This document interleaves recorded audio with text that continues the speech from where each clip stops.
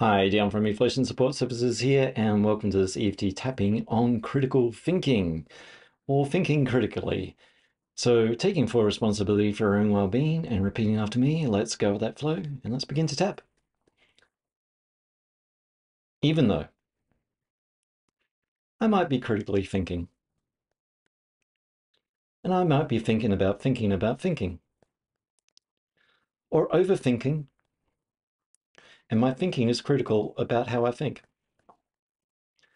and I'd like to think differently, and I deeply and completely love, honor, and accept myself, even though I have a certain way of thinking. And this sort of way of thinking gets in the way of my doing and achieving things in my life. I like a bit better for my life by having a bit better thoughts for myself. And I deeply and completely love, honor, accept myself, even though my thoughts might be critical and critical of myself. And it's really hard to do things that I enjoy when I'm devaluing myself. And I deeply and completely love, honor, accept myself. I'm critical thinking. I'm thinking critically. I've got a lot of critical thoughts in my mind. They like to remind me of how I've got no worth, got no confidence, no value at all. These helpful critical thoughts helping me along the way by just getting in my way of the things that I want to do, the things that bring me worth, the things that bring me value, and the things that I want to enjoy in life. All these critical thoughts, all these logical thoughts, all these logical thoughts of why I can't do what I can do. Well, why I should never step forward, why I should always be in my place. All these critical thoughts. And boy, did they criticize me.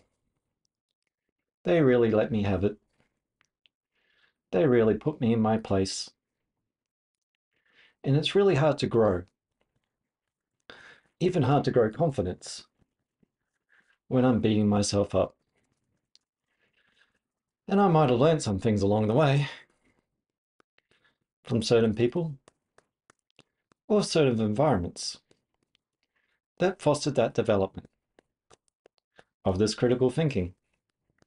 To be critical of myself, to say the things that I do, the things that I wear, the choices that I make are just not good enough. And that's the message I've been getting, that I'm just not good enough.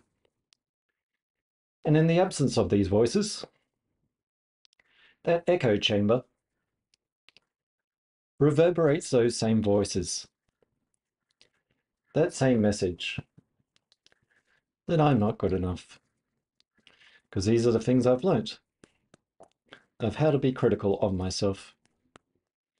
And every time I want something for my life, those past echoes, those past experiences reverberate in my mind and create fear within my body and create a lot of doubt. And I start to criticize myself and say to myself, other people can do it, but not me, not myself. Myself that has done so much in life, that has achieved a lot. And the thing that has limited me, that horizon line, is those critical thoughts. And I'd like to undo some thoughts. I'd like to unlearn some thoughts and teach myself compassionately that I have capacity to be the person of my choice that stands outside of the choices of what people want me to be. because that's their comfort zone and not my own. And there's destructive criticism that just wants me to put me in my place. And there's constructive criticism that helps me along my journey in life. And I'll know what works for me, what doesn't work for me, by the results given or the results of the given feeling that I have when I hear these criticisms. This critical thinking. I would love some compassionate thinking. I love to know that I'm making choices in my best interest. And it takes a lot of thought to do that, and a simple step forward into that action. I'm correctly moving forward. There's always room for improvement. I don't want to know it all, because that would be terribly depressing. And when I know everything, it kind of takes the spice out of life. I choose to know that I'm still growing and learning. And even the things that I do know, there might be different perspectives, different people in my life that offer helpful alternatives to what I'm doing in my life. And even when I fail, that terrible sense of failure that I fear, I can look at that failure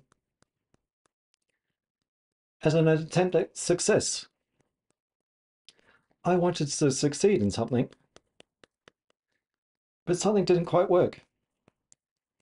And it doesn't mean that I don't work. It means that something needs improving in what I want to achieve. And I'm proud of myself for wanting better for myself and not getting caught up in the failure or the fear of launching into the things that I do want. I've learned to walk. I've learned to talk by stumbling along the way. I wasn't perfect first go, but I did get better at things. And I choose to get better in my thoughts by easing up on myself, by not punishing myself every time I get something wrong that I'm still learning to get better at. And I'm getting better in my thoughts, and I'm getting better in my actions, and I'm getting better in my attractions towards myself and towards others, in offering help when it's needed, in receiving help when it's needed, and not being so critical of myself. And learning this criticism was not a part of myself, just a part of myself I had to adapt to.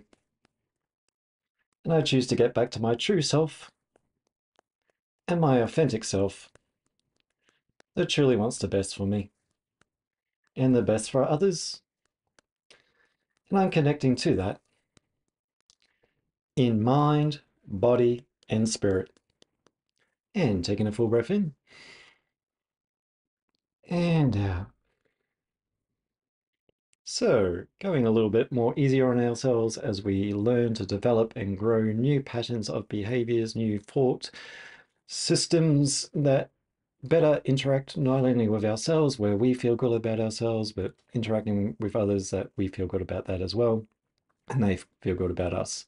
So I'm Dion from Eflotion Support Services. I offer EFT tapping one-on-one online, so check out eflotionsupportservices.com, and I'll see you in the next one. Bye for now.